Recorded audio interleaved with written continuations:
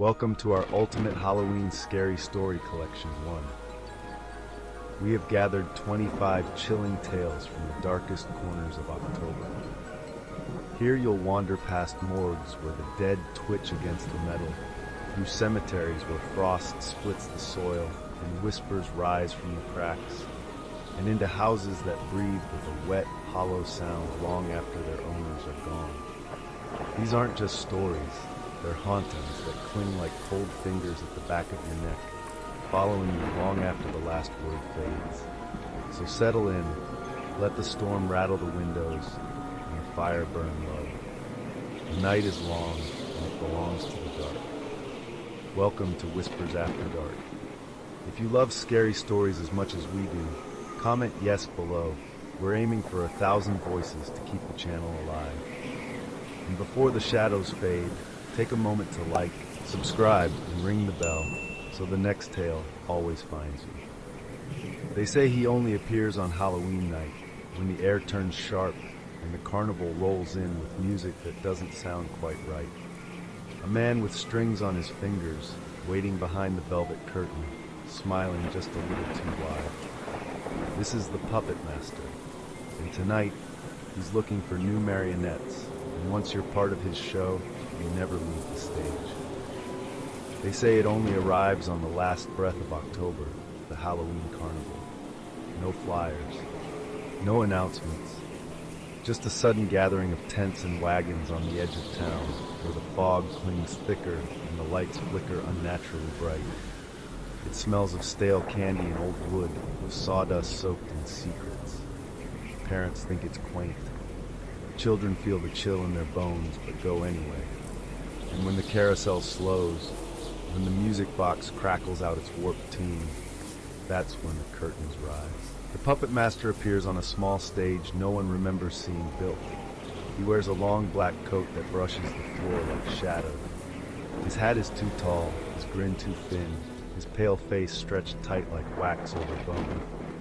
Strings dangle from his gloved fingers, twitching and jerking in time with no music. His eyes never blink. Some say he was once a real man, a master puppeteer who lost his soul to the stage. Others claim he was never human at all, just a shape given form to feed on what the living don't protect, their curiosity. He invites the children forward first, always the children. They gather, wide-eyed and cold, clutching cotton candy or shivering in skeleton costumes. He performs without speaking. The puppets on stage twist and leap in uncanny silence, too fluid, too real. Their joints bend backwards, their glassy eyes shine with something that almost looks like fear. But the show doesn't end with the children's applause. Each year someone goes missing, just one or two at first, then more. A classmate, a cousin, a neighbor's kid who never made it home. The town never talks about it directly, but they know. They always know. The fog hangs heavier in the days after, and the posters go up, faces frozen in smiling portraits, taped to telephone poles that are always bare by morning. Some whisper that it's a small price to pay, to keep the Puppet Master inside the carnival, to keep him from walking house to house, looking for marionettes of his own. The Puppet Master never speaks, but his show always takes something. And this year, it took more than just curiosity. This year it was 5 teenagers, brash, half-drunk on rebellion, and amused by the town's old legends. They lingered near the carousel after the crowds left, the fog curling around their sneakers, daring each other to peek behind the velvet curtain. The Puppet Master had already vanished from the stage, or so they thought. No one saw them go in, no one saw them come back out. But there were sounds, wet, dragging noises, the creak of floorboards where no one stood, a low, muffled giggling, high-pitched and jerky, like laughter trapped in the throat of something that didn't understand the joke. Later, someone swore they saw them, those same 5 teens, emerge from backstage long after midnight. But they weren't walking. They were moving, yes, but not of their own accord. Their joints swung with limp looseness, arms twitching unnaturally as if pulled by invisible strings. Their mouths were open too wide, smiles carved across waxy skin. Their eyes, no longer theirs, just glossy, doll-like things fixed straight ahead. A janitor found torn wristbands near the puppet cart, red smears, hair stuck in the latch of a trunk that hadn't been there earlier. He said he heard whispering when he passed, fleeting, barely audible. He never came back to work the next night. And when the morning sun finally rose, the carnival was gone, as always.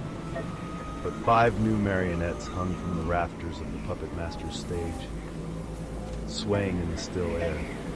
One wore a varsity jacket. One had glitter smeared beneath her glass eyes. All of them smiled. The posters went up that week, but some parents refused to speak their names. Others simply kept their children closer, listening for the faint scrape of wood on wood whenever the wind picked up.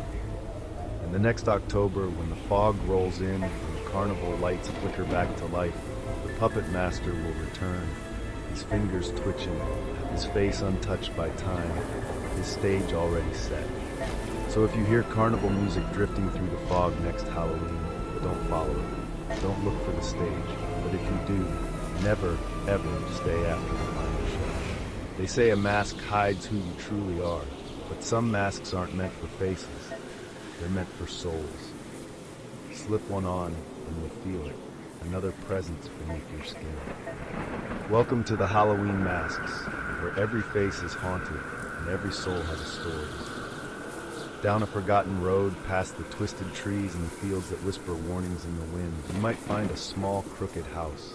It's old, rotted boards, peeling paint, windows dark and cloudy like blind eyes. And there, beneath the flicker of candlelight, an old man carves faces. Not from wood, not from clay, but from something softer, something unsettlingly lifelike. Each Halloween, when the moon hangs low and orange, he loads these masks onto a worn wooden cart. The wheels creak softly, almost whispering secrets of their own, as he journeys slowly toward another unsuspecting town. No one knows exactly where he comes from or when he'll appear. He simply arrives, cart stacked high, offering his wares. Masks of twisted smiles, hollow eyes, expressions frozen mid-scream or laughter, each terrifyingly real. And each comes with a warning, one that everyone dismisses as a salesman's clever trick. Be certain, he says softly, his voice dry as autumn leaves. For once you wear one, it wears you. This year he chose Stonebridge, a sleepy village nestled deep within the autumn woods. The children ran to his cart first, giggling and daring each other to pick the scariest faces. Teenagers followed, hoping for something shocking, something that would make their friends gasp. Adults lingered, fascinated yet uneasy, unable to resist the allure of these disturbingly lifelike creations. One by one, the masks found their faces. At first there was laughter, nervous, giddy, uncertain, but as the night deepened, so did the darkness within those who wore them. Whispers slithered through their minds like smoke. A shy girl named Elise giggled uncontrollably, then began repeating the same sentence over and over, even as her lips bled from the cracks forming beneath her mask. Her voice sounded wrong, like someone else was speaking through her throat. A teenage boy tried to scare his sister with a snarling demon mask. Hours later, they found him curled in the corner of his basement, trembling and soaked in sweat, growling at the shadows on the wall. His fingernails were torn, his eyes red and raw, like he'd been trying to claw something out of his own face. Deep gouges raked the basement walls, as if something with too many fingers had been dragging them in circles. He muttered incoherently, rocking back and forth, eyes unfocused, and just before they called for help, he started to laugh. Old Mrs. Phelps wore a porcelain child's face, thinking it quaint. By midnight, she was gone. In her backyard, a tiny tea table had been set, complete with cracked china cups and a half-eaten slice of cake. Seated at the table was a life-size porcelain doll in a lace bonnet and Mrs. Phelps' favorite shawl. It looked just like her, only it didn't move, didn't blink. And when someone reached out to touch it, they swore its glass eyes shifted, just slightly toward them. Then came the screams, one by one, echoing through neighborhoods with the realization the masks would not come off. They fused to flesh. Seams disappeared. Skin grew around the edges. People clawed at their faces in bathroom mirrors and driveways in the middle of the street, desperate to peel away the masks that had started to pulse with heat and breath. But the masks wouldn't budge. The seams were gone. Flesh had sealed over the edges like scar tissue. Some stood motionless, whispering in languages they didn't know. Others laughed when no one else did, dry, hollow laughter that rattled in their throats. By dawn, silence hung thick over the town, broken only by the faint creak of porch swings. Faces grinned, mouths moved independently, whispering things the wearers didn't understand but couldn't stop saying. Some laughed when no one else did. Some wept blood. Others screamed without sound. Desperation turned to panic, panic to madness. Families watched helplessly as loved ones became twisted parodies of themselves, puppets of something older, something hollow. Some tried to burn the masks off. The fire didn't touch them, but it left blistering scars beneath. Nothing worked to pry them off. By dawn, Stonebridge was still, silent, streets empty, curtains drawn, doors bolted. Behind windows, the masks watched, unmoving, unblinking, waiting. The town had become a stage of frozen nightmares, each resident a permanent actor in some cruel, unseen play. And down that forgotten road, inside the crooked house, the old man smiled. His blade danced under candlelight as he carved another face. This one still warm, eyes barely closed. Another soul, harvested. Another story ready to wear. Next Halloween, he'd find another town. So if you ever see a strange cart with masks too lifelike to be fake, turn away. Don't look. Don't speak. And above all, don't try one on. There are objects that outlive their purpose. Costumes that still smell of smoke. Music boxes that play on their own. And puppets that move long after the strings are cut. Some stories are forgotten for a reason, buried in the dust, locked behind trapdoors, left in the rafters with good reason. But sometimes, curiosity brushes off the cobwebs. This is the Marionette. They found it in the attic of the old theater, dusty, forgotten, strung up in the rafters like it had been waiting. It wasn't part of any known production, no records, no photos. Just a name carved into the wooden base of the storage box, Elia. The puppet itself was too lifelike, painted eyes that glistened, lips delicately cracked, hands shaped with almost human care. Its joints were loose, yet it hung as if it had never stopped performing. The theater troupe, eager for a Halloween event, decided to build a show around it, a puppet story, something haunting and fun. They cleared the small side stage, strung up new lights, and gave Elia center stage. No one noticed that its head turned slightly each night, that its strings creaked even when no one was near. The lead puppeteer, Simon, insisted he'd never seen craftsmanship like it. It almost moves on its own, he joked, like it remembers how. After the first rehearsal, he stayed behind alone, just to experiment, he said. He didn't come home that night. They found him the next morning slumped in the wings, pale and wide-eyed, fingers raw from holding the controls too tightly. He wouldn't speak, wouldn't blink, only twitched when someone said the puppet's name. They should have stopped there. But Halloween was days away, and the show was already sold out. That night, during a full tech run, the Marionette performed without strings.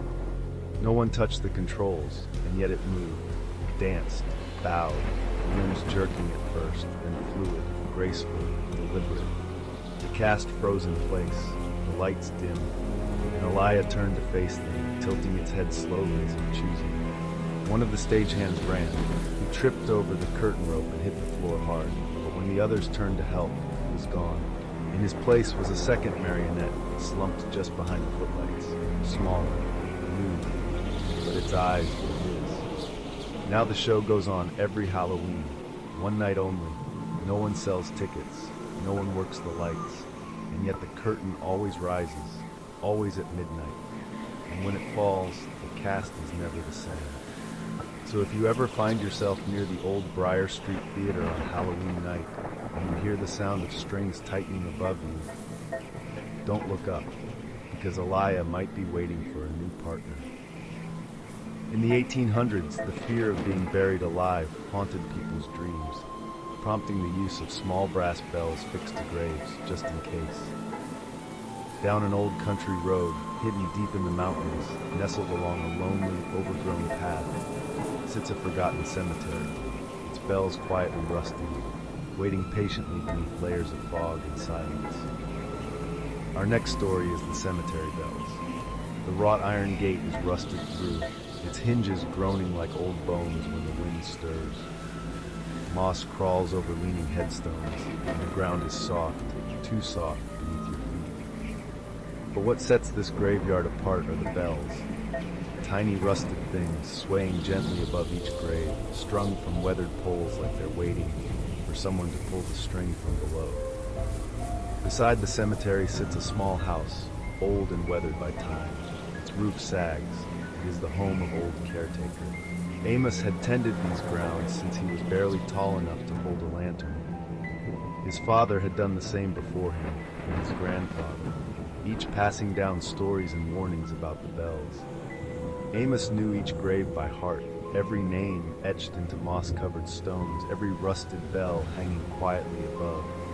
He never heard the bells ring, though he listened every night. Townsfolk whispered that he was odd, too quiet, too watchful, maybe a bit crazy. But Amos knew the silence wouldn't last forever. He knew what he had to do when the bells rang, dig up the one ringing the bells, release them from their grave. This Halloween night, as the fog rolled in thicker than ever, Amos made his rounds. The mist clung like cobwebs, and the wind didn't move the trees. Then it came, a soft, trembling chime, then another, and another. The bells rang together, first uncertain, then frantic. Amos dropped his lantern and ran to the nearest grave, falling to his knees, clawing at the soil. "Not yet," he sobbed. "You're not supposed to wake up." He dug with his bare hands, dirt caking under his nails, blood streaking the stones. But the bells only rang louder, high, desperate, screaming bells piercing the night. He ran from one grave to the next, pulling up headstones, tearing at the earth, crying for them to stop. But they didn't. By dawn, the cemetery was silent once more. Graves lay torn open, and the bells still swayed gently in the morning breeze. A trail of blood and disturbed earth led to a single grave at the heart of the cemetery, its headstone worn but legible, Amos. The date carved beneath it was from decades ago. Inside were brittle bones, undisturbed for years, and beside the grave lay another body, cold, fresh, and eerily familiar. The same face, the same hands, as if the man who had tended the cemetery had been waiting for someone to dig him up. Ever since his own bell rang, but no one ever came, until now. How long had his ghost been walking those paths, watching, listening? So if you're ever near that old mountain cemetery on Halloween night and you hear a bell ring where no one stands, don't dig, don't listen, don't answer, just walk away. There's something wrong with abandoned houses, especially on Halloween. You know, the ones where the porch sags like a broken jaw, where boards cover the windows like nailed eyelids, and weeds grow tall enough to whisper your name. They look forgotten, hollow, but sometimes they breathe. Sometimes they're watching. This is the story of the tenants. The house on Ashview Lane has been abandoned for decades. No one mows the grass, no mail ever comes. The driveway is cracked, the shutters rot in place, and yet, every Halloween the porch light flickers on. Curtains shift, and new tenants appear. No one sees them arrive. There are no moving trucks, no footsteps, just the sudden, awful certainty that someone is inside, staring back. The kind of stare you feel under your skin. By morning they're gone, and so is a child, always a child. Parents blame the candy, the chaos. They call it mischief or coincidence. They tell themselves kids wander off. But the older neighbors remember the first one, Eric, back in 1963, vanished on Halloween night. His mother collapsed screaming outside the Ashview house, her hands bloodied from pounding on the locked door. Police found her shoes on the lawn, one of them still worn. Neither Eric or his mother was ever found. Property records show the house has been uninhabited for over 50 years. No electricity, no gas, no water. But every Halloween, the dead house wakes. The porch swing begins to sway, though the air is still. Light filters through the stained curtains, dim and unnatural, like fire trapped under ice. And if you look too long into the windows, you might see them. Not reflections, not shadows, figures. Silent and unmoving, watching. One year, some kids dared each other to knock. Troy laughed loudest, boasted he wasn't afraid of the house. He sprinted across the brittle lawn, candy bag swinging. But when he hit the top step, the porch light snapped on with a buzz loud enough to silence the street. The front door opened on its own, slowly, like it was breathing in. Troy turned back, halfway through a joke. A mist from inside the house snaked out around his ankles, and then he was gone. They found his sneakers placed neatly on the step, his hoodie tangled in the bushes. He was never seen again. Last Halloween, a little girl vanished from her own front yard while her mother was handing out candy. She had been dressed as a fairy. Her glitter trail still shimmered down the driveway. Across the street, the ash view porch light glowed like a watching eye. No one heard her scream. No one saw her leave. But later that night, someone found a single wing, torn, wet, and placed on the ash view doormat like an offering. The police come, yes. Oh, they take statements. Nod in sympathy and understanding. Walk the perimeter, shine their flashlights. But they never go inside. One officer did, back in the 80s. He quit the force a week later, locked himself in his attic, refused to speak. He is still in a mental institution. Some whisper that the house is haunted or cursed. Others believe it feeds on children, on fear-once a year. A few claim the house itself is alive, stretching just beneath the surface like roots under skin. Growing, learning, choosing. The rest, the ones who live closest, they don't talk about it anymore. They close their blinds when the porch creaks. They leave bowls of candy on the steps and drive away for the night. They don't speak the word aloud, but if pressed, they'll whisper it like it might hear. The tenants. Some think they were once people. Others believe they were always something else. Something old, something cold, something hungry. They never leave the house, not fully. But if the door is open, if the light is on, they might reach out, and the house will take what it's owed. So if you're walking home on Halloween night and you see a porch light flicker where it shouldn't, if you feel eyes watching from a house that shouldn't be occupied, if you hear a slow, rhythmic creaking like a swing moving without wind, don't go near it. Don't knock. Don't look up at the window. Because once the tenants choose you, they don't give you back. They say madness runs in blood, but sometimes it walks, and sometimes it waits. This is the story of The Door Only Opens on Halloween. At the end of a long, winding road just outside a forgotten town stands a mansion few dare to visit. Its windows are dust-veiled, the ivy grown thick over stone and frame. Most say it's abandoned. They're wrong. It has a caretaker. His name is Matthew Greaves. It was his family's mansion yet. He lives in the crumbling cottage beside the estate with his wife and 3 children, surrounded by rotted shutters, sagging walls, and cold floors. They live in near poverty, scraping by on garden vegetables and what little Matthew earns fixing fences or clearing brush for nearby farms. But the mansion? It's pristine. Once a week, Matthew walks its echoing halls, dusting each banister, polishing silver candlesticks, smoothing bed sheets in long vacant rooms. He keeps the curtains drawn, the clocks wound, the fireplaces swept. Every chair is in its place, every door unlocked, except one. On the top floor, at the end of a narrow hallway, there is a heavy oak door, sealed with thick iron bolts, and a rusted bar across the front. Matthew has warned his family since they were small. You are never to enter this house without me, and no matter what you hear, that door stays shut. Each Halloween, Matthew locks his family inside the caretaker's cottage at sundown. He kisses their foreheads, bolts the doors, nails the windows closed, and repeats the same chilling warning.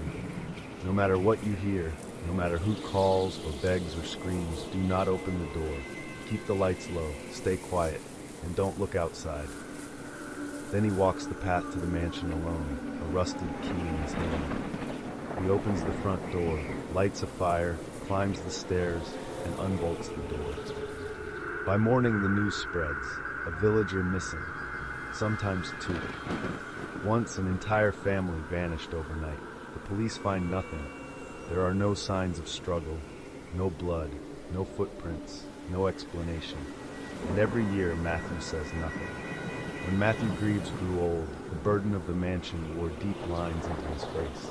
On his final Halloween, his wife, Eliza, stood in the doorway of the cottage and demanded the truth. "Why did we suffer here in this rotting house?" she asked. "While that mansion sat filled with treasures? Why did you give your life to something that never gave back? What's in the room, Matthew? What have we feared all these years?" He looked at her with tired, hollow eyes. "She's in there," he said quietly. "My mother." Eliza stared.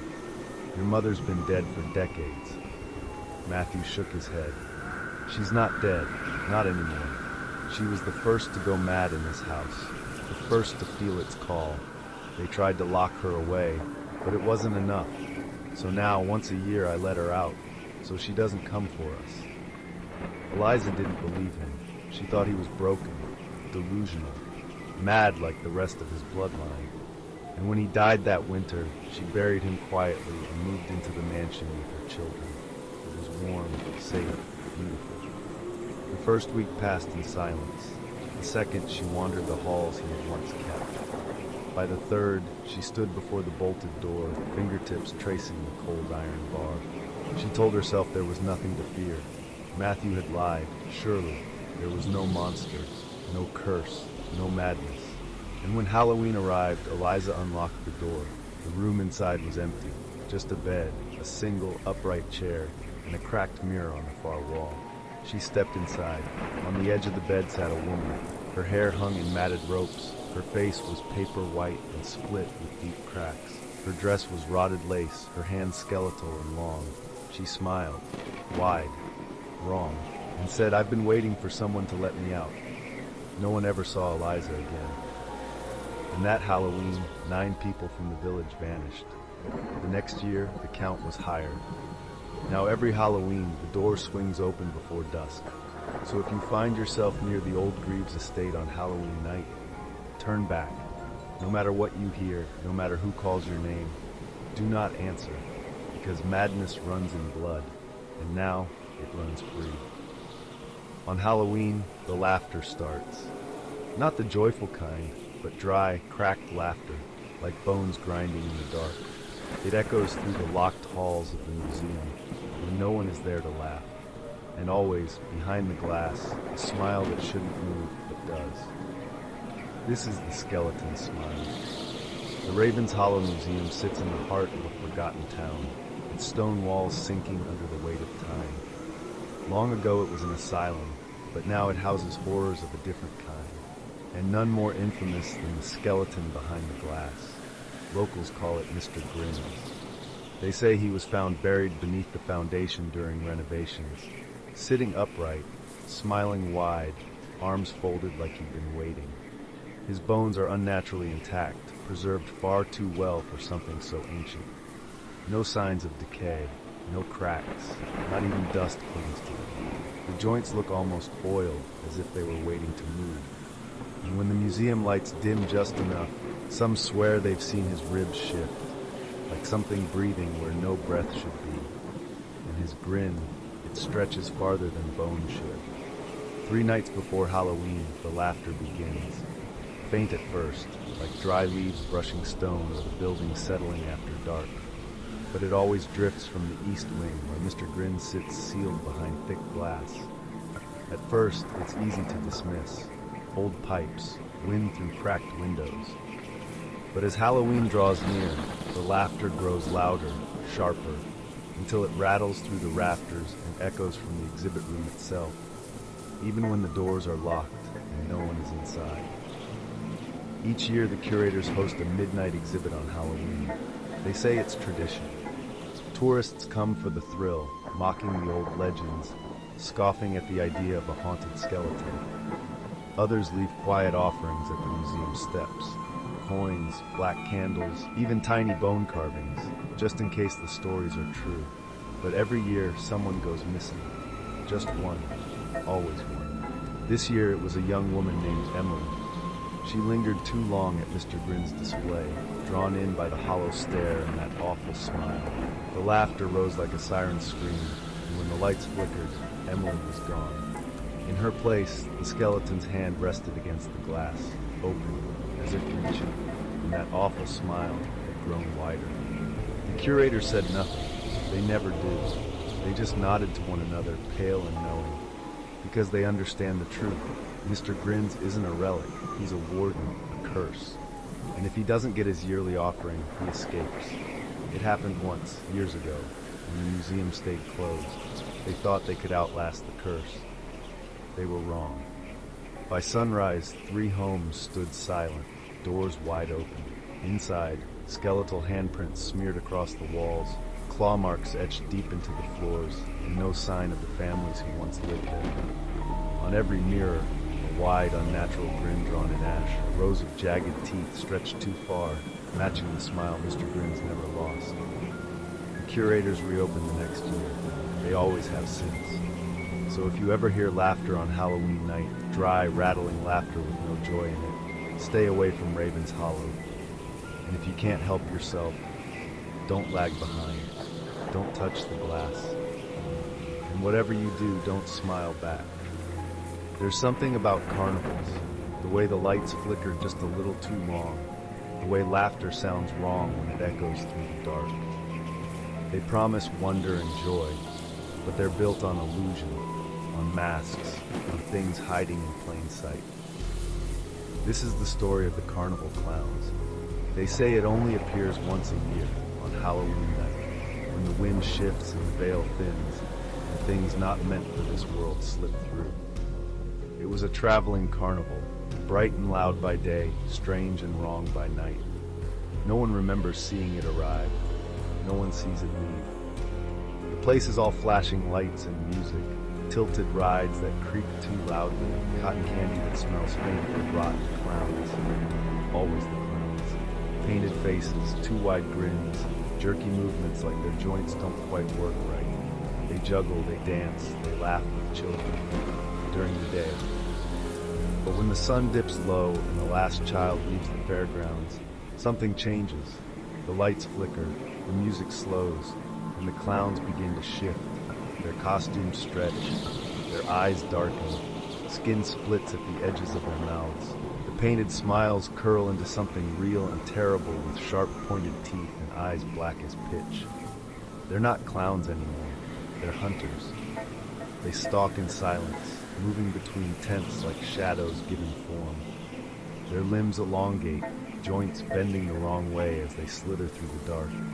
They follow the scent of sweat, of fear, drawn to lingering heartbeats and the soft crunch of footsteps on gravel. Their laughter becomes a signal, echoing from every direction, disorienting those still inside. They don't rush, they circle, close in, until there's nowhere left to run. No one knows what they are exactly. Some say goblins, others say worse. They skulk between tents and trailers, dragging long shadows and humming broken carnival tunes. They move in packs, crawling up walls and across ceilings, sniffing out anyone foolish enough to remain. One year, a group of teens snuck in after closing, daring each other to climb the Ferris wheel. By morning, only one was found, curled beneath where the carousel had been the day before, muttering nonsense, his face smeared in grease paint, eyes wide and unblinking. His fingers were raw, twitching like puppet strings. He never spoke again. The town searched for days, but the carnival was gone. As always, the next year a little girl went missing after slipping away from her parents at dusk. They found her shoe beside the clown tent, but nothing else. Her parents still hang lost posters and give rewards for information. Sometimes the phone rings. A chilling voice asks for mommy, then it laughs, cold, haunting in a voice similar to their daughter's, but not quite. Each Halloween, the carnival returns. Just outside of town off the beaten track, just out of reach of the streetlights. If you go, you'll find the same clowns, the same music, the same sickly sweet scent in the air.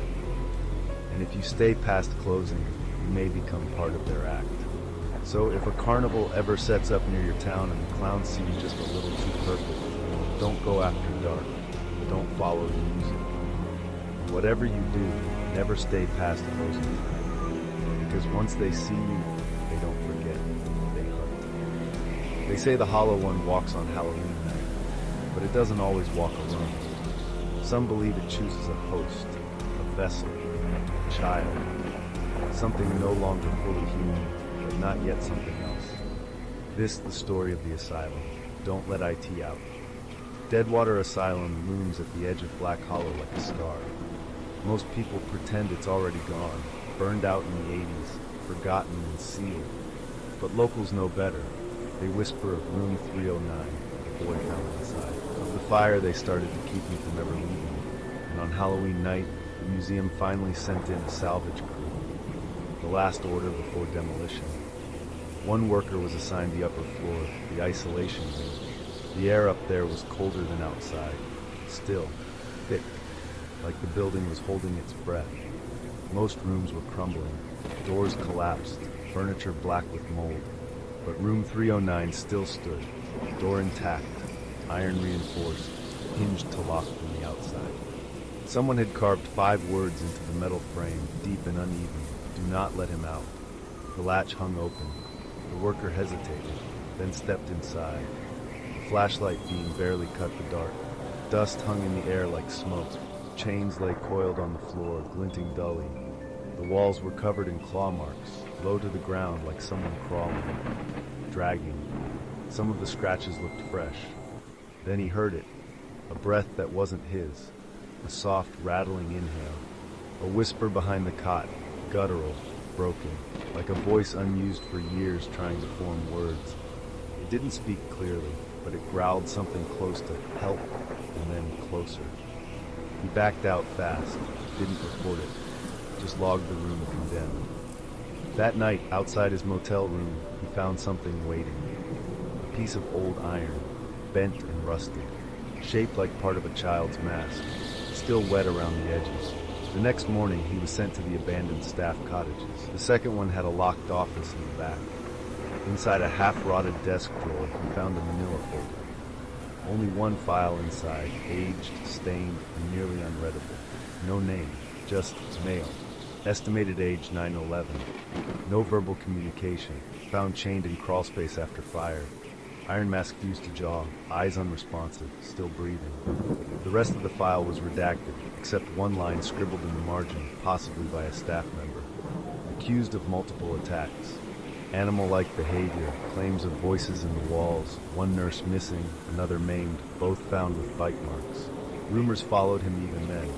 No family, no records, just found wandering near the woods, silent, snarling, wearing the mask. Some say it wasn't placed on him. He was born with it.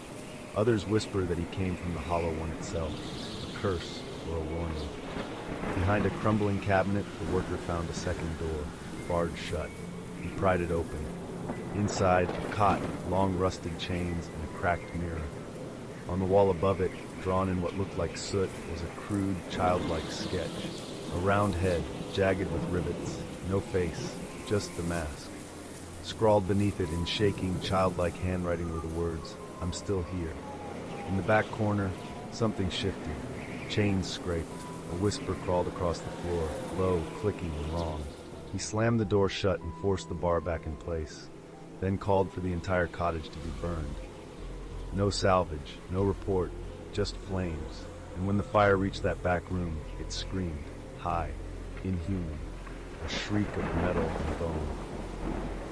Later at the diner, the worker spoke with an old man who had worked maintenance at Deadwater. The man remembered room 309, said it wasn't on the maps. Staff refused to enter it. Patients wouldn't even look at it. He said when the fire started, it began in the east wind, but the hottest flames were directly above 309. As the workers stood to leave, the old man grabbed his wrist. Some say the fire wasn't an accident, he said. They say it was the only way to seal it. Not just the boy, but what he brought with him. While the people of Black Hollow will reluctantly talk about Deadwater, they don't like to mention the Hollow One. Most won't even say the name. Many still believe it's out there. The tall figure in the woods, the whispers in the trees with dead limbs lining the old asylum drive. Since the fire, the people of Black Hollow say they can still hear it, the boy or whatever it was, scream on Halloween night. They can smell the fire, and if you are close to Deadwater, you might just see the shadow of the Hollow One followed close behind by a dark, childlike shape crawling close to the ground. Whether the boy and the Hollow One were connected, I don't know. And honestly, I don't want to. They say some graves welcome the living. Wormwood does not. Every Halloween, the earth here stirs, the night air thickens, and 5 new names emerge in stone, each chiseled by no human hand, each a death sentence, 1 year in advance. This is the story of the curse of Wormwood Cemetery.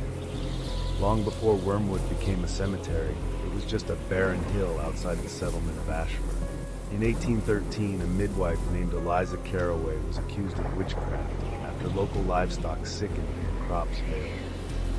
The town's 5 most powerful men, Judge Barrow, Reverend Tull, Dr. Harker, Blacksmith Vance, and Merchant Ellis, found her guilty in a sham trial held beneath a hanging rope. Eliza spoke only once before the noose tightened. Bind my body if you must, but my words bind you in turn. Every year, 5 from your blood shall join me under this sword. They buried her where she fell. When dawn broke, a single white rose bloomed from the fresh mound, petals pale as bone, thorns dark as dried blood. It still blooms every Halloween, never before, never after, marking the witch's grave. By the next All Hallows Eve, each of the 5 men lay dead. Their surnames appeared overnight on a newly formed headstone beside Eliza's rose. Townsfolk, terrified, fenced off the hill and christened it Wormwood Cemetery. They posted a watchman every Halloween, hoping to stop whatever carved the stone. It never worked. The watcher merely bore witness as 5 more names, always from the Barrow, Tull, Harker, Vance, or Ellis lines, etched themselves into granite with a scraping sound like nails down slate. Generations passed, lineage thinned, the curse held.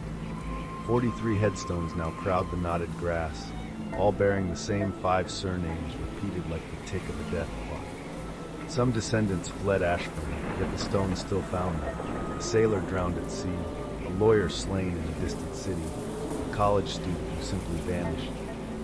Each name had appeared the previous Halloween, each death struck on schedule the next.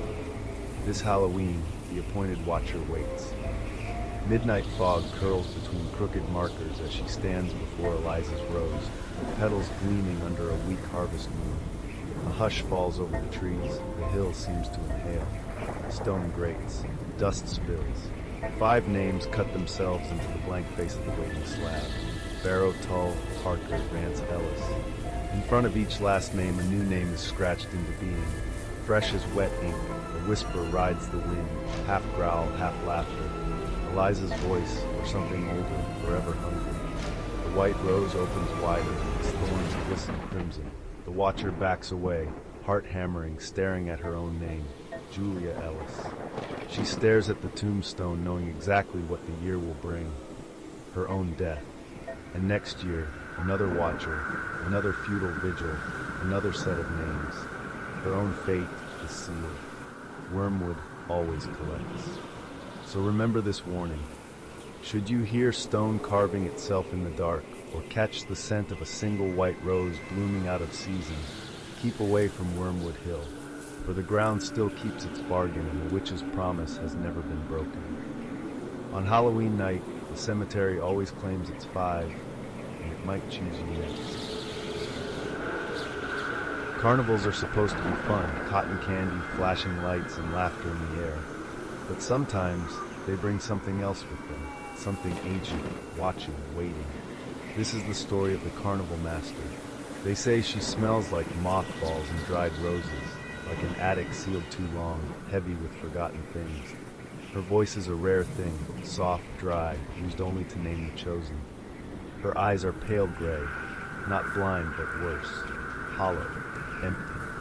Her hands look like they belong to something dead, fingers long and brittle, nails yellowed and curling like pressed petals. And when she smiles, it's a crooked knowing thing, cold and final. One smile, one name. Then the child is simply gone. No scream, no struggle, just silence. Because no one dares say no to the carnival master. No one knows exactly when the first Halloween carnival began. Some say it started sometime after the war. Others claim it's always been part of the town. The story shifts depending on who's telling it, but one thing never changes. The carnival only comes to Griswold Elementary on Halloween night. Always the same place, always the same night, and always with the same strange woman. No one knows her name. They just call her the carnival master. Each year, the entire town prepares for it. They hang lights, paint signs, send invitations to surrounding towns. Parents work the booths. The town's children whisper about the costume parade they're not allowed to attend, the one the carnival master always judges. It's the only part she runs herself. The townspeople never refuse to participate, not anymore. They don't talk about that year, not in public, not even in whispers. Long ago in 1949, the people of Griswold tried to stop the carnival.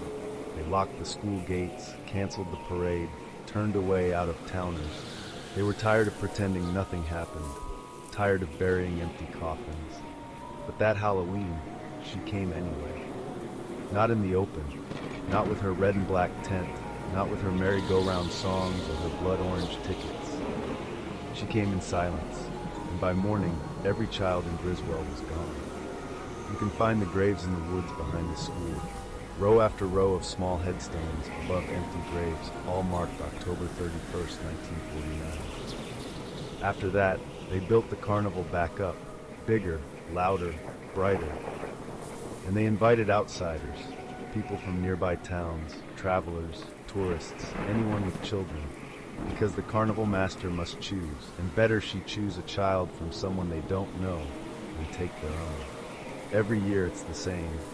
Just before sunset on Halloween night, the black and red tent appears. No one sees it come, just like no one sees it leave. There is always food, cotton candy, games, and at the end of the night, the costume parade in the big tent. The children march across the stage as monsters and tiny witches, their parents clapping and laughing. The carnival master stands in the shadows in her floor-length black gown trimmed in tattered red lace, the fabric faded like burned velvet, her collar high, her sleeves too long. Her head is always tilted slightly, as if she's listening to something no one else can hear, and around her neck is a necklace with tiny childlike charms. When the last child passes, she smiles. Just once, and says a name. No one runs, no one screams. The chosen child walks forward like they've been called home, and then they disappear. Some say she takes them into the funhouse. Others say she steps behind the curtain with them, and that's the last anyone ever sees of the child. No one asks questions, no one ever looks, and each year her necklace gets one more charm in the shape of a child. That's why the carnival never changes, why the town never protests. They make it festive, they make it loud, they make sure there are other children for her to choose from, because they know the cost of silence. They know what happens when the carnival master is denied. So if you ever get an invitation to a Halloween carnival in Griswold, if the flyer shows up in your mailbox with no return address and promises a night of family fun, burn it. Don't RSVP. Don't drive into town. And whatever you do, don't bring your children. They say Halloween is when the veil thins. That ancient magic creeps like fog through the cracks in our world. That's when the old stories come to life. The ones whispered around dying fires and worn-out caravans. Some speak of cursed dolls, vessels for vengeance, stitched together with sorrow and sealed by the words of the will. And if you've ever mocked the kindness of strangers or toyed with the patience of the old and the wild, you'd best beware. Because this is the story of the Gypsy's doll. The house wasn't grand, but it had good bones. A little white farmhouse tucked at the edge of the trees, with creaking floors and warm windows that glowed soft yellow in the fall. Rose White had lived there for decades, a kind old woman with silver-streaked hair and the sort of hands that had held too many people and too many secrets. Her son had bought her the home long ago, before moving away to start a life of his own. And though he died young, along with his wife in a terrible crash, his legacy lived on in their daughter, Annabelle. Annabelle arrived at the farmhouse just after the funeral, a thin-lipped 10-year-old with cold blue eyes and silence like steel. From the very start, there was something off about her. She never cried, never smiled. She spoke in short, sharp phrases and stared too long at the animals. Within a week, the grandmother's cat had gone missing. A few days later, the neighbor's bird bath was found full of broken feathers. Rose tried to soften the child, to raise her with kindness. But Annabelle only grew crueler, feeding on quiet contempt. The townsfolk whispered. The neighbors watched. And the gypsies, those strange traveling people who camped twice a year in Rose's back field, began to murmur. The gypsies had always been welcome. Rose let them stay on her land, and in return, they brought her trinkets and stories. One of them, an old Romani woman named Morella, would often come to the porch to drink tea and leave behind odd little tokens, herbs, charms, pressed flower dolls. But Annabelle hated them. She mocked their clothes, snatched bread from their fires. Once she threw rocks at a little boy who offered her a carved whistle. The years passed, and Annabelle grew into something meaner than wild dogs and colder than frost on a grave. By the time she was 17, she ruled the house. Rose, now frail and ill, could barely leave her bed. The girl claimed the land, the house, the money. And when the gypsies came that fall, just days before Halloween, Annabelle met them at the gate. "You can't stay here anymore," she said flatly. "My grandmother's sick. I'm in charge now." Morella stared at her, unblinking. "You won't stay long. One night, 2 at most. The wagons can't go farther. Your grandmother would allow it." "She's not in charge anymore," Annabelle snapped. "Nonetheless, we are staying and will leave on All Hallows Eve," Morella said, and then urged her horses forward. On the night before Halloween, Morella crept into the farmhouse. She found Rose pale and trembling in her bed, lips tinged with blue. And on the nightstand, beside a barely touched bowl of soup, lay a packet of crushed weeds that smelled of death. "She's poisoning you," Morella whispered. "That wicked child is feeding you death, slow and quiet." Rose began to cry. "I don't know what to do. I think she means to sell the house once I'm gone." The old gypsy held her hand. "You must choose." "There is still time," she said as she quickly mixed some herbs into Rose's tea. A few minutes later, Rose's color began to return and her breath came easier. "Choose?" Rose asked. "Choose what?" "Say the words. Say, return what was taken in malice. Seal her soul in silence." The fire crackled low. The wind whistled through the chimney. Rose's voice was barely a whisper, but she said it. She said it all. The next day, Annabelle was nowhere to be found. The gypsies packed their wagons and lit their lanterns, and by noon, the field was empty. Feeling stronger, Rose stood in the doorway and watched the smoke trails vanish down the road. And just before she turned back inside, she noticed something strange in the garden, something left behind. It was sitting upright among the marigolds, tucked neatly between the pumpkins. A porcelain doll. But not just any doll. It wore Annabelle's clothes. Long pink pleated skirt, a blue sweater with rosebuds and pearl buttons. The skirt was ripped in the same place she had torn it on the fence and stitched it with red thread. Its eyes were cold and blue, and its hair and face were hers, down to the sneer carved into its porcelain mouth. Around its neck was a tiny tag tied in red thread with the words, "She'll torment you no more." That Halloween night, Rose locked the doll in a trunk and buried it in the cellar. She never spoke of it again. But sometimes, when the moon is high and the wind rattles the windows, she swears she can hear something scratching beneath the floor.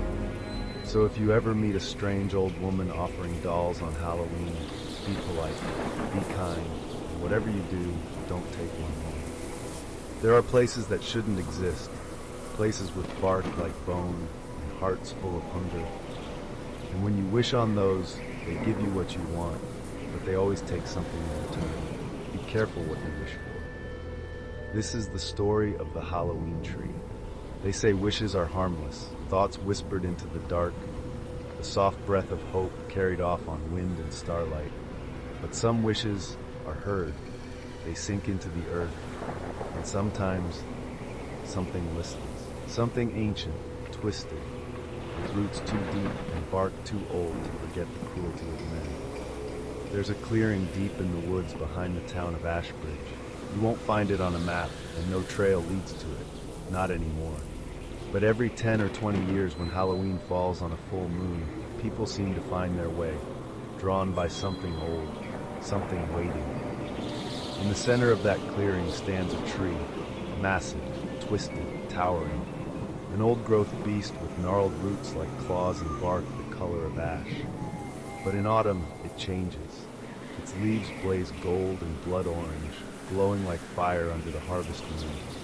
And when Halloween night comes with a full moon overhead, the tree becomes something more. They call it the Halloween tree. The town knows the rules. On that rare night, everyone who wants to make a wish must bring a small offering, a piece of candy, a bottle of cider, a few coins, or a lock of hair. They line up quietly, one by one, whisper their wish to the hollow knot in the tree's trunk, and place their offering in the roots. And by the next morning, things start to change. Not always how you hoped. Like in '82, when Henry Stratton wished for a life of luxury.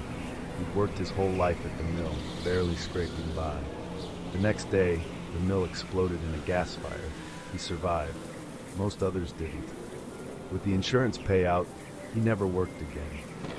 Until the day he died, he carried the guilt of the people who perished in the flames. Or 3 years ago, when little Darla Greaves wished she could be the smartest kid in school. She was tired of being second best to her best friend, Naomi. That night, Naomi vanished. No one even remembered her. No one but Darla. Now Darla walks to school alone, makes straight A's, and cries in the bathroom because her wish took away her best friend. And then there was Owen Hale, a frail boy with hollow cheeks and bruises hidden under long sleeves. The others pushed him, slapped him, laughed when he cried. That Halloween, he stood beneath the glowing limbs of the tree and whispered, "I just want to be strong." The next morning, no one laughed. One boy shoved him in the hallway. Owen pushed back, just once. The boy's neck snapped like dry twigs. By the end of the week, Owen couldn't hold a pencil without crushing it. Couldn't hug his grandmother without leaving her gasping on the floor. He got what he wanted. He's strong now, strong enough to break the world, one touch at a time. And there's no way to stop it, not anymore. This year, Halloween falls under a full moon again. The townsfolk already feel it, in the rustling leaves that sound like whispers, in the cold that clings too long to the morning air. They've begun baking pies, filling flasks, wrapping ribbons around silver coins. Some say they won't go this time, that it's too dangerous, too unpredictable. But others are already wandering off the trail, because wanting is a hungry thing, and wishes, well, wishes always come with a price. So if you ever find yourself in a forest on Halloween night, beneath a full moon so bright it turns the leaves to fire, if you see a clearing and a tree that glows in the dark like it's waiting, turn back, no matter how bad you want it. Because the Halloween tree will listen, and it will give you exactly what you deserve. They say some towns are built on secrets, but others are built on something far worse. Bones, promises, blood bargains that don't stay buried. And once a year, when the veil thins and the earth breathes heavy with the dead, the price must be paid again. This is the story of the Grave Feast. In the town of Marrow Creek, Halloween is not a night of candy and costumes. It's a night of debt, of devotion. A night that must be honored, or the dead will remember what was taken from them. At the edge of town, hidden beneath a tangle of cypress trees, lies the old cemetery. No one knows how many bodies are buried there. The records are gone, burned, lost, forgotten. But the town remembers something deeper than paper. They remember what happened the year they didn't show up. That was 1891. The town was small then, and proud. A new mayor had declared Halloween foolish and banned the old tradition of feasting with the dead. He said graves were for mourning, not music. That night, the wind screamed through the trees. Dogs howled until their throats bled, and in the morning, the church bells rang without hands to pull them. Everyone who stayed home was found dead in their beds, faces pale, eyes wide open, mouths stuffed with dirt. Since then, no one skips the grave feast. Each year, as the sun sets on October 31st, the townspeople gather at the cemetery gates. Children carry lanterns shaped like skulls. Elders spread blankets across the cracked tombs. They bring loaves of bread, bowls of stew, cups of sweet wine, and thick syrupy punch. Each grave receives something, even the ones without names. Then the music begins. Old songs, haunting, wordless melodies passed down from mouths that no longer speak. The townspeople dance, circling the graves in slow, weaving steps. The lanterns flicker, the trees seem to lean in, and if you look closely, too closely, you might see figures rising from the earth to join the dance. Not violent, not yet, but watching, waiting, counting the offerings. There are always rules. You must dance until sunrise, you must bring enough food for the dead to feast, and you must never ever stop the music. One year, a teenager named Caleb laughed at the whole thing. He showed up late, brought nothing but a bag of chips, and refused to dance. He left before midnight, still laughing. The next morning, they found him at the edge of the cemetery wall, his mouth torn open in a frozen scream, his feet ground down to bone like he danced himself into the dirt. This year, the sky is clear, the moon is full, the lanterns are lit. The town of Marrow Creek will dance again, because they know what's buried out there isn't resting. It's listening. So if you ever pass through a small town on Halloween night and hear music coming from the cemetery, soft, slow, like bones brushing leaves, don't stop, don't look, and whatever you do, don't interrupt the dance, because the dead are hungry, and the grave feast has already begun. They say some mazes are built to confuse, others are built to trap, but there's one maze you should never enter, not on Halloween, not ever. Because if you looked at it from the sky, you'd see it for what it really is, a web. And at the center of every web, something waits. This is the story of the web and the corn. On the outskirts of Briar Glen, where the corn grows too tall and the soil stays strangely warm, there's a field no one talks about unless they have to. It belongs to old Amos Wexler, a farmer whose land has never failed, not during droughts, not during floods, not even when the blight took every other crop in the county. His corn grows thick and golden, his fields never rot. But every October, Amos does something odd. He cuts a maze, not one for kids or church groups. No signs, no maps, no hay rides. Just a simple hand-painted board nailed to a post at the edge of the highway. Maze of Screams, one night only, Halloween. Free admission. No one knows how he advertises it, but every year people come. Out-of-towners mostly, travelers, teenagers looking for scares. The kind of people no one notices missing until weeks later, if ever. Because what they don't know is this: the maze is not a game, it's a feeding ground. At the center of the maze sits her. No one remembers where she came from, not even Amos. But he found her once, deep in the woods as a boy. Just a strange little nest, pulsing like a heart, warm in the frost. brought her home in a tin bucket and kept her in the barn. She grew fast, too fast. By the time he was 16, she was the size of a calf. When he tried to get rid of her, she spoke. Not with words, not with sound, but with a voice in his mind, wet, whispering, patient. Feed me, or I feed myself. And so he did. One lost animal here, one drifter there. But as she grew, so did her appetite. Now she's massive. Her body is black as coal and slick as oil, with legs as thick as telephone poles, and a body that shudders when she breathes. She lives beneath the soil at the maze's center, curled up in a nest of old bones and webbing so fine it looks like mist. And if she isn't fed before sunrise on Halloween night, she comes out. And when she comes out, she eats everything. So every year, Amos carves the maze by hand. He shapes it like a spider web, so from above, she knows it's ready. He lights the lanterns, paints the sign, and waits. The maze calls to them. That's part of her power now. She whispers through the stalks, sweet and subtle. Come inside, just a little farther. You're almost through, but no one ever reaches the end. They vanish, one by one. Sometimes he hears the screams. Most of the time he doesn't, and he tries not to listen. This year, Halloween falls under a blood moon. The air is heavy, the corn is too tall. Amos hasn't slept in days. She's hungry already. He can feel her scratching behind his eyes. And he doesn't think she's going to wait much longer. So if you're driving through Briar Glen this Halloween and see a crooked wooden sign pointing down a dirt road, speed up. Keep going.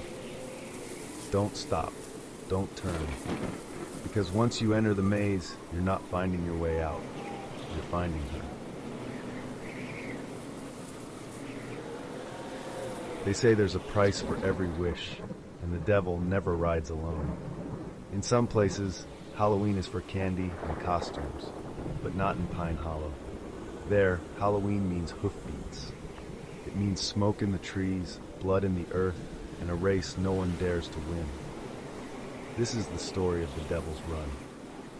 Every October 31st, as the dusk sets in and the hills darken, the people of Pine Hollow gather for the Hollow Run. It winds through the cornfields along the dry riverbed and ends at the twisted tree line just past Widow's Bend. The reward is always grand. Cash, property, power, enough to change a life. But no one ever beats the phantom horse. It arrives as the bell strikes 8, storming from the trees like it was summoned from hell. A wild Mustang, black as burned wood, with smoke for breath and eyes that glow like dying embers. Its hooves crush stone. Its mane flickers like it's made of cinders. It doesn't have a rider, not at first, but it always leaves with one. Every year the Phantom Mustang wins the race, and every year one of the other riders vanishes. No scream, no blood, just gone, taken, chosen. And the next Halloween, that same rider returns mounted on the black horse, face hollow, skin stretched tight, lips sealed shut. No one talks about how it started, but the old ones remember. They say it began with a boy named Walter, a poor kid with nothing but hunger in his belly and dirt under his nails. He lived in a shack with his mother and brother, barely surviving. When the Hollow Run was announced one year with a prize big enough to save them, Eli knew he had no chance. No horse, no saddle, no hope. On the night before Halloween, he wandered into the woods to the ruins of the old Holloway barn. He climbed inside and wept, frustrated, angry, broken. He didn't ask for a miracle, but something hurt him anyway. The hoofbeats came slow at first, then louder, closer. And out of the dark stepped Ashblood, the Devil's Mustang. The one that rides the Hollow Run every year. Smoke curled from its mouth, the air stank of scorched leaves, and in the boy's mind the voice came. "You want to win?" it asked. "Then ride with me." Walter agreed. The next night they won. The crowd fell silent as he crossed the finish line, the black horse glowing like coal under the moon. His mother cried. But when midnight came, the wind shifted, and the Mustang returned. "You rode with me," it whispered. "Now ride for me." Every Halloween since, Walter returns to the old barn. The Mustang waits, and the race goes on. Now the legend is part of the town. Every year, new riders line up, pretending they don't believe. pretending it's just tradition. But when the wind howls and the church bell tolls 8, the riders feel it in their bones, the gallop coming for them, the smoke, the heat, the hollow space where someone will disappear. Because Ashblood never loses, and he always needs a new rider. So if you ever pass through Pine Hollow on Halloween and someone offers you a saddle, a number, or a dare, walk away. Don't look back. And whatever you do, don't ride, because the Devil's Run is calling, and the Mustang is hungry for a new soul. They'll tell you the pumpkins of Duskfall Valley taste sweeter because the earth is rich and old. But lean over the fence posts at dusk, and you might hear it. A low, hollow throb, like a muffled heart beating the soil. Each Halloween, the Valley Fair crowns a single, towering jack-o'-lantern. Its grin carved too wide, its eyes sunk too deep. And each Halloween, a child's shoes are found empty on a doorstep in the morning. This is the tale of the Pumpkin Reaper. Deputy Eli Calder had searched for missing children before, but none cut as deep as 8-year-old Rosie, his little sister, who vanished 3 nights before the harvest fair. He worked the case by the book, questioned neighbors, dragged the creek, swept the old rail tunnel.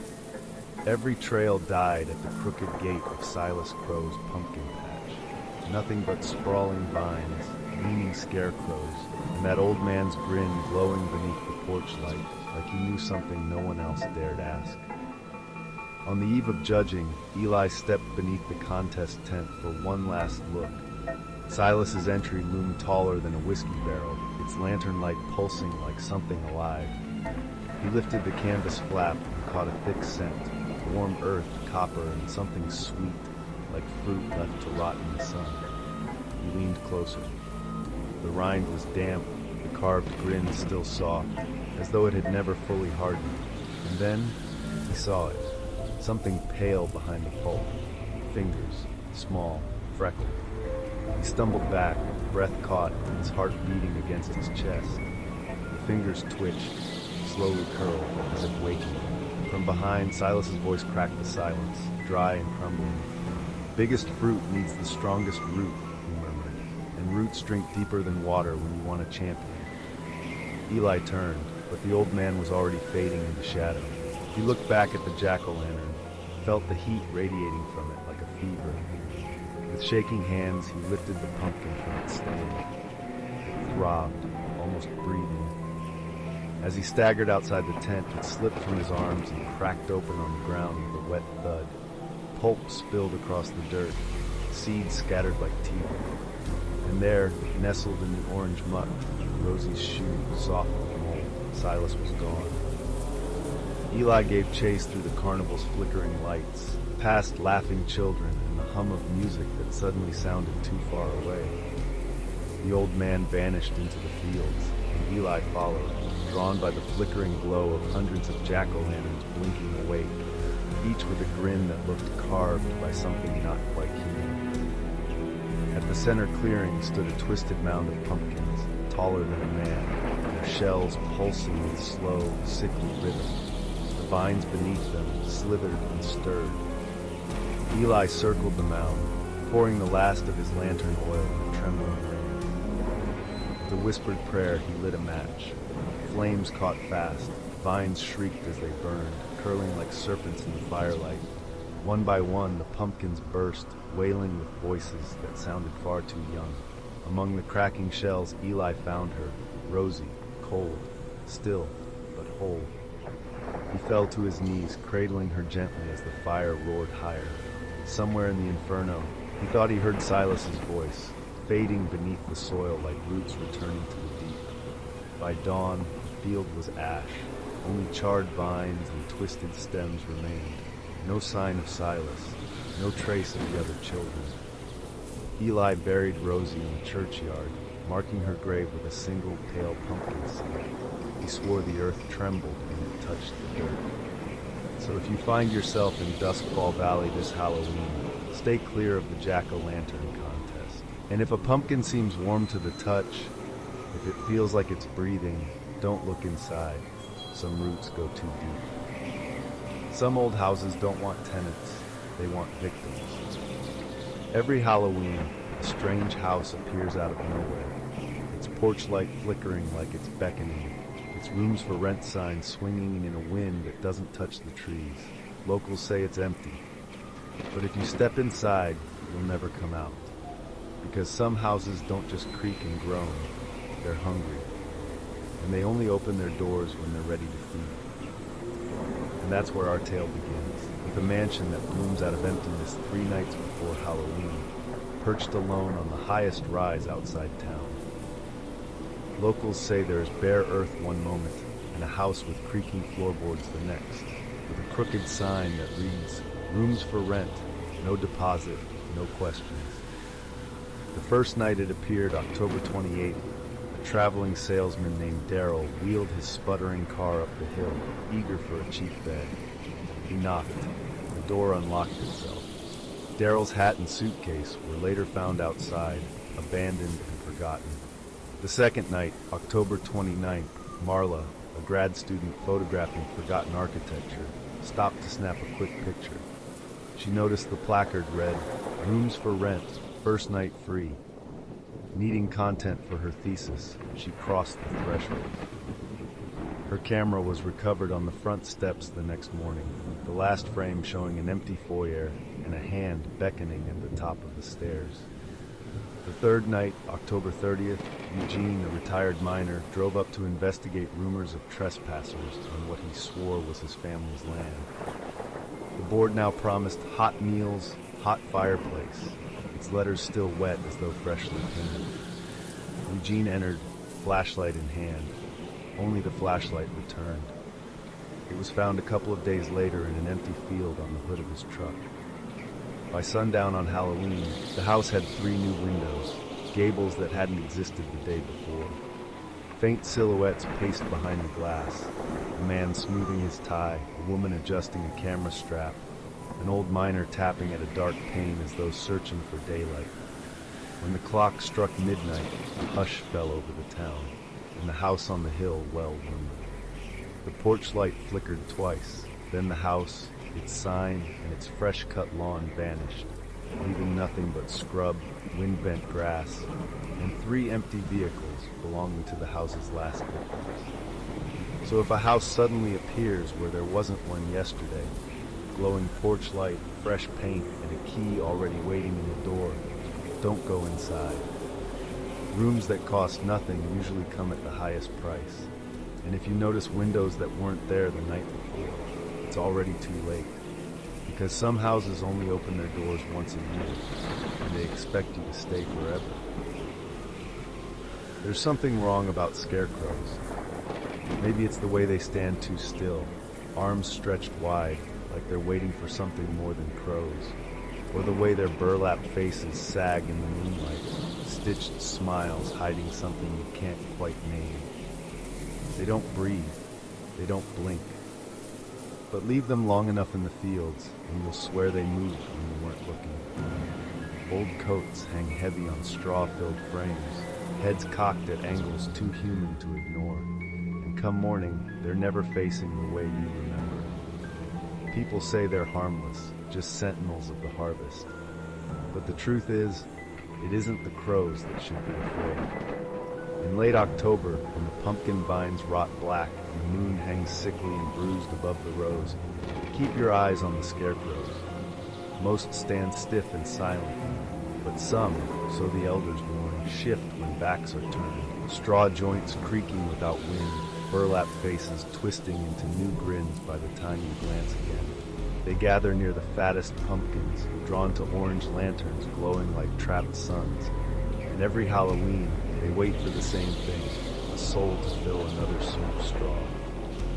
This is a story of cursed scarecrows in a pumpkin patch. Old Gideon owns the sprawling fields at the valley's edge, and his pumpkins win every fair, monstrous things, perfectly round, their flesh so sweet the bakeries swear by them. Townsfolk joke about his special fertilizer, but whispers tell of a bargain struck long ago.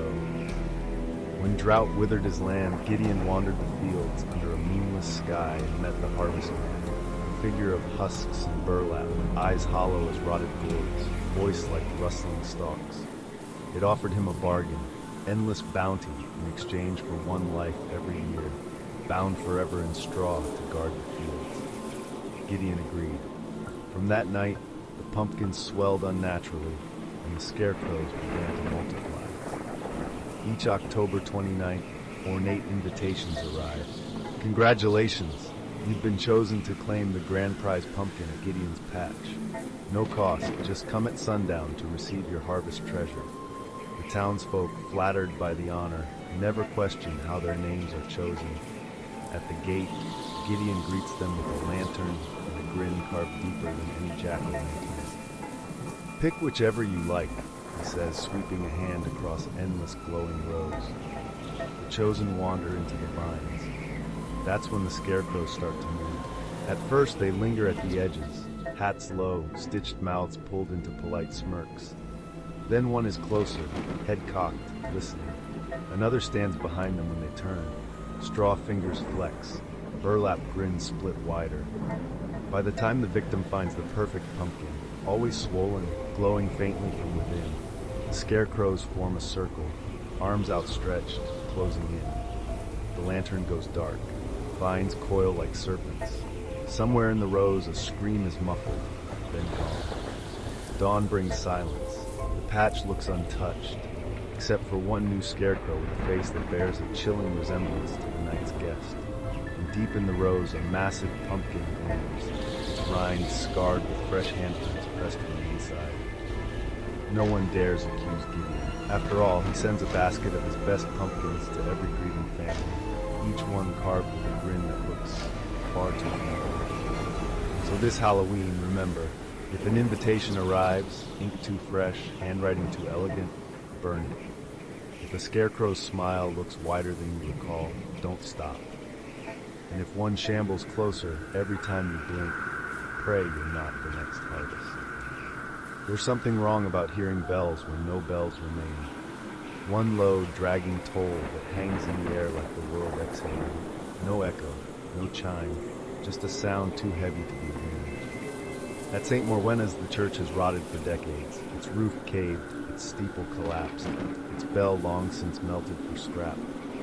Only the graveyard remains, crooked stones leaning like weary men, waiting. And yet, every 20 years on Halloween, the bell tolls once. They call it the widow's stroke. And every time a member of the Reddick family vanishes. It began when Silas Reddick, the church's founder, bound the land to his bloodline with a covenant sealed over his family's graves. When his great-grandson broke the pact and sold the land, the toll began. One note, one life claimed, one new bone added to the rope that dangles in the ruin, knotted with hair, sinew, and skull fragments that sway as though breathing. This year, the last of the Reddicks, Evelyn, followed the toll into the ruins. The air was still. The rope hung from nothing, its bone clapper twitching, and beneath the broken floor the stone pulsed as if skin stretched over something alive. A whisper rose from the earth. Blood must balance blood, one to ring, one to rest. The rope trembled. The bones clicked together like teeth. Some say Evelyn tried to cut the rope. Others swear she took hold of it. But when the wind returned, the bell had gone silent. The church sank deeper into ruin, and a new grave sealed itself without a marker. The curse was never broken, only fed.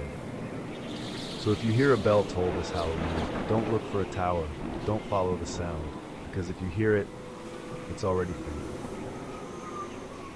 They say there's something strange about circuses that only come on Halloween. No caravans on the road, no sound of trucks, no crew setting up.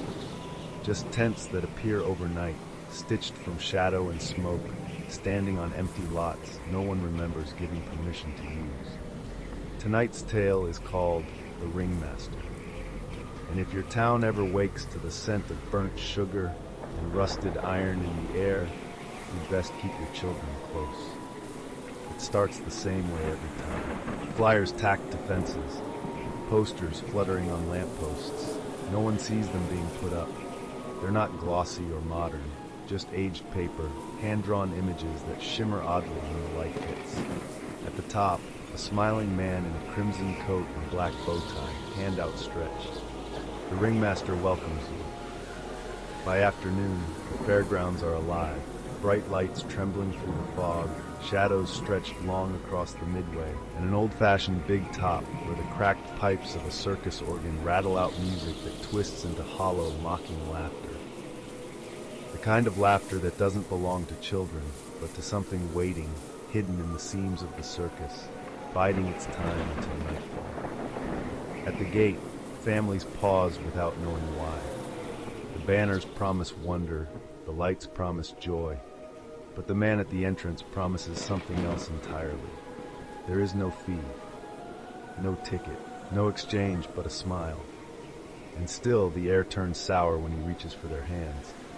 He isn't tall, not monstrous, not loud, just off.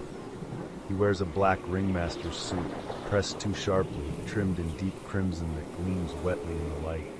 A stovepipe hat sits nailed straight atop his head. His face is skeletal white, with hollows around the eyes and teeth traced too wide across his cheeks, like a grin carved where flesh should be. He doesn't blink, doesn't shift.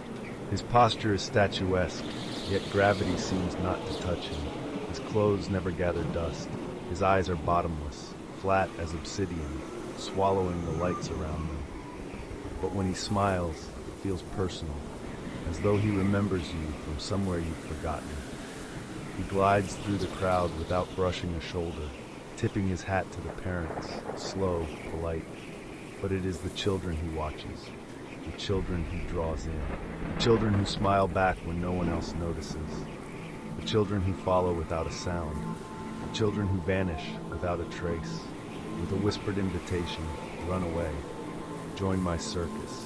And when the final show ends at midnight, the tents collapse into the earth like wilted flowers, gone.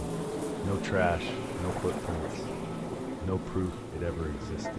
By morning, dozens of homes are silent. Bikes still lean on porches, candy buckets sit untouched, bedroom lights still glow. But the children are gone. No broken locks, no open windows, as though the night itself reached in and plucked them away. The town searches the woods, accuses neighbors. Some swear they saw shadows in the fields. Others claim to hear laughter on the wind. But no one remembers the circus arriving. No one can name the man in red. Only the gifts remain. On doorsteps and in mailboxes tied with black ribbon, small boxes.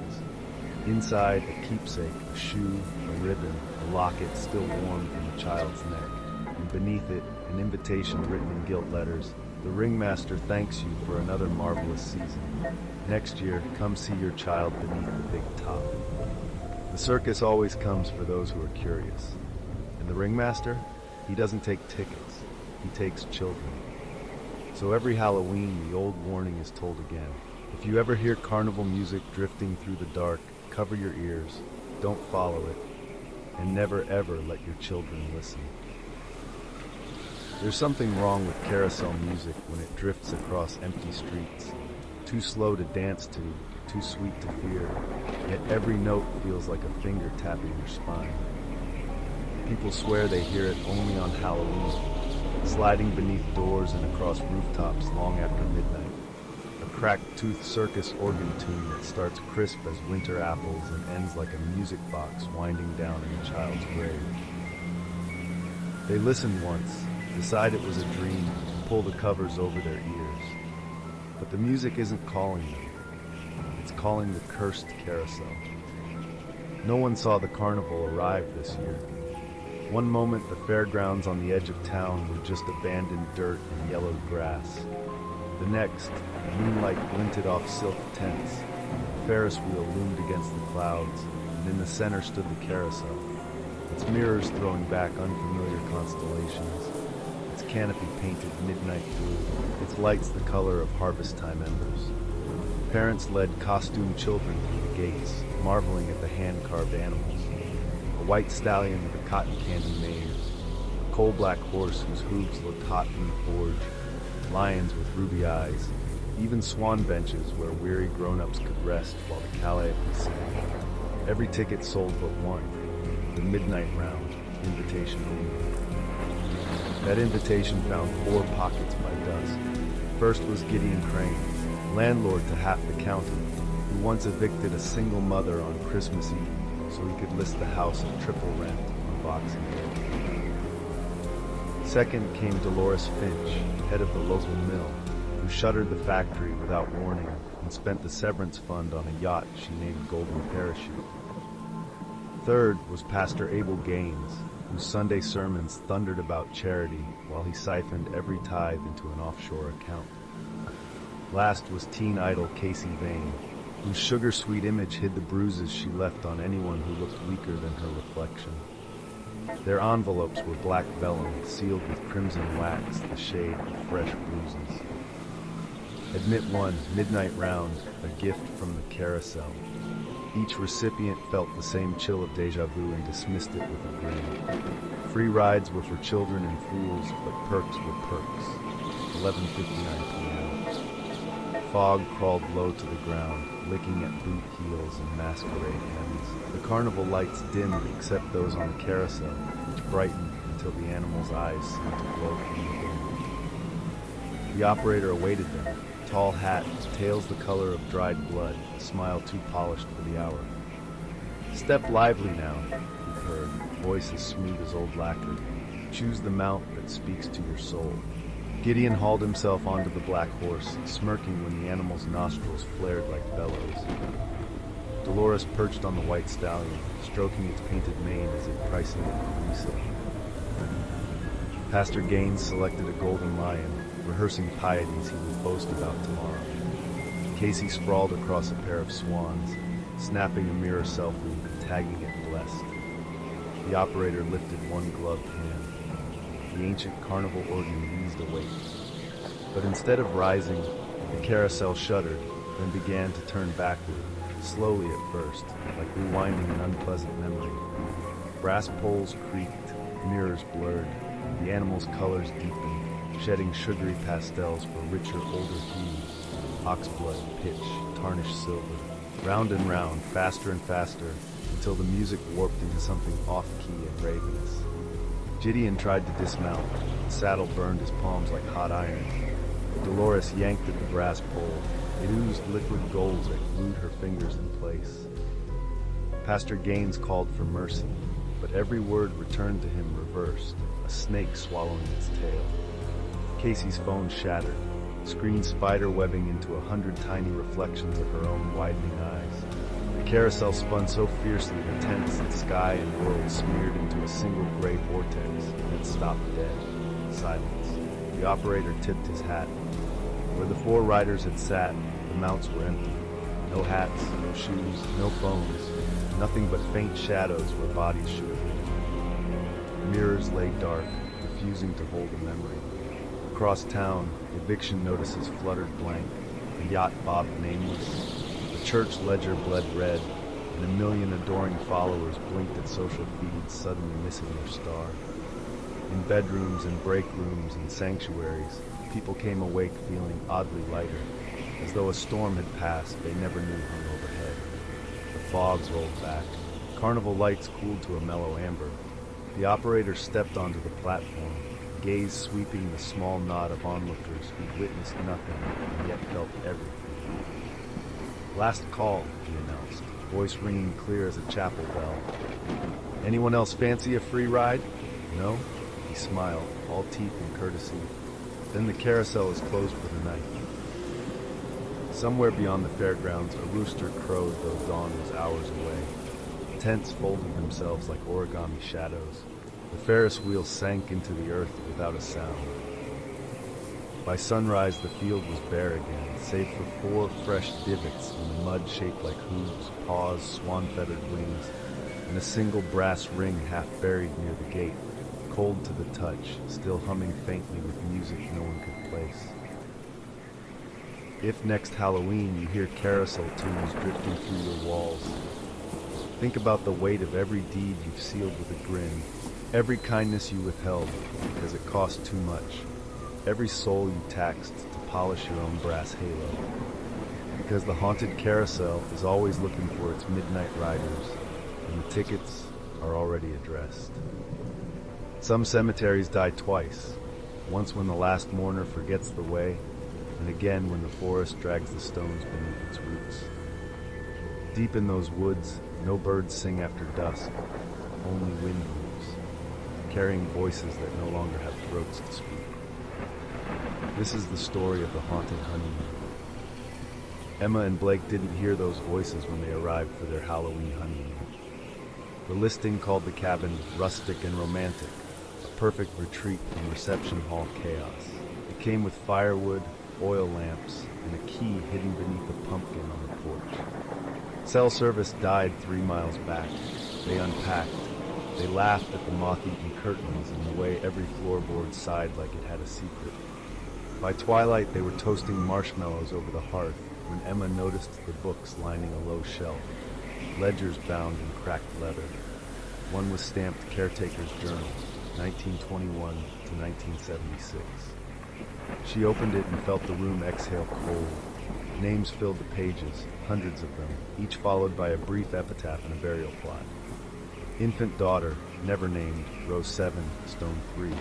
Another, Walter Finch, groundskeeper, row 0. Emma's skin prickled. If there was a row 0, it had to be here, beneath their feet. Outside, fog lifted off the ground like breath. Shapes moved within it, too tall, too thin, gliding where no paths lay. Voices floated through the timber walls, murmured fragments, like guests searching for their seats at a wedding long delayed. Blake tried to laugh it off until an old rotary phone rang somewhere in the house. 3 shrill pulses, then silence. They searched every table, closet, and drawer. Nothing. The phone rang again, farther away, as if playing hide-and-seek. Emma swore it came from below, but the trapdoor in the pantry was nailed shut. Midnight wind. Fog pressed against the windows, blotting out the moon. The graves emerged, dozens of small, unmarked mounds circling the cabin in perfect rings. Footsteps padded through fallen leaves. Knuckles rapped politely on the door. Once, twice, a child's voice whispered, "May we come in?" Blake reached for the knob. "Don't," Emma mouthed, but the phone shrieked from the pantry. Nails groaned, boards split, and the trapdoor yawned open. Down in the crawl space perched a dusty black telephone with a coffin-lid crate. It rang a 3rd time. She answered. A hiss poured through the receiver, then a woman's voice brittle as cobwebs. "Don't answer when they knock. Don't let them know you're here." Emma spun toward the front room, just in time to hear the latch click open. Blake's silhouette stood in the doorway. Beyond him stretched rows of gravestones shining wet in the moon fog. Thin figures pressed forward, carrying the smell of earth turned too soon. Foaming dead. Dawn rose gray and hollow. Where the cabin once stood, only moss and 2 fresh graves remained, each marked with a heart carved into damp wood. The journal lay open beside them, 2 new names inked in a hand that hadn't written for 50 years. If you ever follow a forgotten road to an unlisted cabin in October, remember, the dead still keep guest books, and they answer the door quicker than you do. Some Halloween dares are harmless. Candy grabs, plastic masks, ghost stories told by flashlight. But when the air smells like moss and bone, and fog crawls low without touching the ground, it's best to stay out of the graveyard. Especially the old ones, where the headstones lean like eavesdropping strangers and the dirt never settles. Tonight's tale is called Don't Blink in the Graveyard. And if you ever feel something behind you in the dark, don't turn around. Don't blink. Just run. Emily wasn't the type to scare easily. She liked dark stories, old cemeteries, and Halloween more than most kids her age. So when her friends dared her to sneak into Ashcroft Cemetery after sundown and take a selfie between 2 headstones, she laughed. Easy. She had a new phone, the perfect outfit, even a post ready to go viral. All she had to do was walk in, snap a photo, and walk out. Ashcroft wasn't a place people visited anymore. Too old, too forgotten. The iron gate sagged on its hinges, paths broken into gravel and moss. Bare trees loomed like sentinels against an orange-black sky, their branches rattling in the wind. Fog rolled across the ground in slow, silent waves, curling around her ankles like it meant to keep her there. She chose a spot near the back, between 2 crumbling angel statues whose faces had been half-eaten by time. Smiling at her reflection, she lifted the phone, framed the shot, and snapped. Then she blinked. When her eyes opened, her breath caught. On the screen, someone stood behind her. Tall, thin, draped in funeral cloth that looked older than the graves. Its lips were torn back in a smile too wide, and where the eyes should have been, thick black stitches. She spun around. Nothing. Just fog. Just silence. Laughing shakily, she checked the screen again. The figure was still there, clearer now, its head tilted toward her like it had heard her pulse. She snapped another photo. She blinked. Now it wasn't behind her, it was beside her. Shoulder to shoulder, a skeletal hand raised, reaching. The fog thickened, erasing the markers until only shadows remained. The ground felt soft under her shoes, too soft, like fresh soil. She lifted her phone one more time. Another blink. The stitched face filled half the frame. Emily dropped the phone and ran. Trees blurred. Headstones leaned closer. Something moved behind her, always behind her, but never where her eyes could catch it. Every blink dragged it nearer, always nearer. And then she felt it. Not footsteps, not breath, fingers tapping lightly on her shoulder. She spun toward the gate. Gone. The road, gone. The cemetery had folded in on itself, trapping her in an endless maze of graves, crooked, waiting. She blinked one last time and never opened her eyes again. The next morning, the groundskeeper found her phone lying by a patch of freshly sunken earth. Her bag, her scarf, her water bottle, all there. But no Emily, only an open grave, and a gallery full of selfies. The first were normal, but frame by frame the figure crept closer, stitched grin stretching wider. In the final photo, the camera looked down from above. Emily lay at the bottom of the grave, her mouth sewn shut, her eyes stitched closed, and in the corner of the photo, a skeletal hand still clutching the phone, still smiling. So if you ever take a selfie in a graveyard on Halloween night, make sure there's no one behind you, and whatever you do, don't blink. Some houses keep their secrets in the basement, others in the walls. But the worst ones, the truly old ones, they whisper from the attic, a place where no one dusts, no one checks, and something is always waiting just beyond the last step. Tonight's story is called The Doll in the Attic. And if you ever hear footsteps above your ceiling at night, you better pray there's no ladder. When Caroline's family moved into the old farmhouse on the edge of town, everyone said the same thing. Don't worry about the attic, it's sealed off anyway.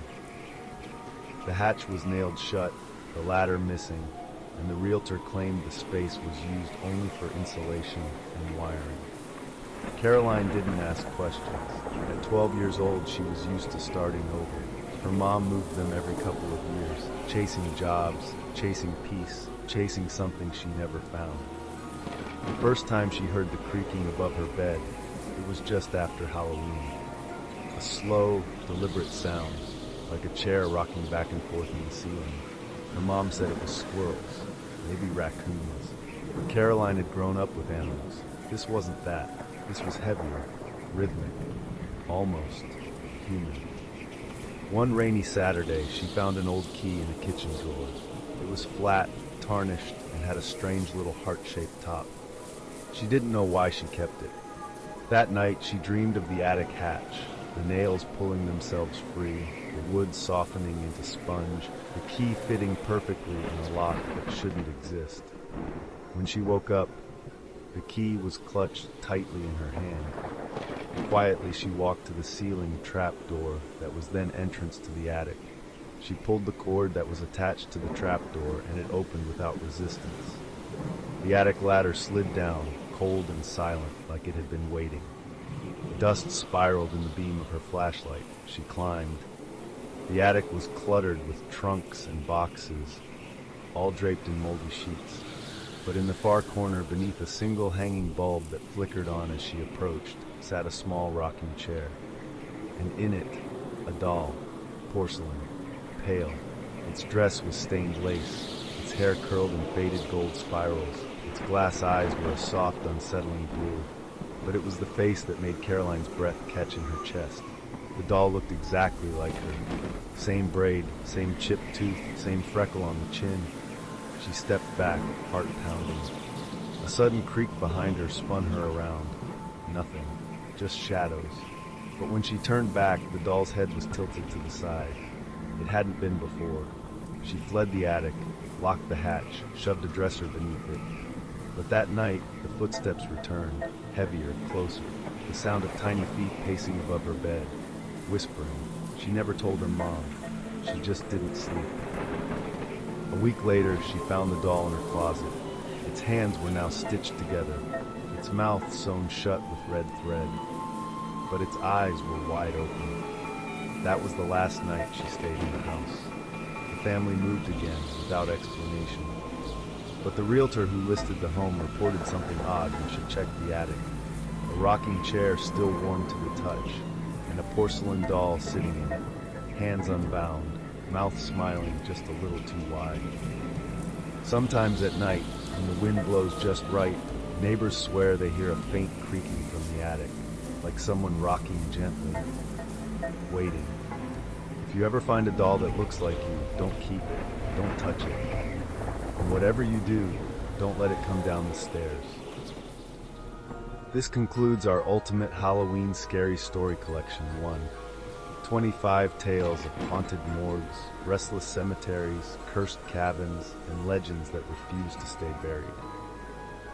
Thank you for spending your night with us and letting the whispers guide you through the dark.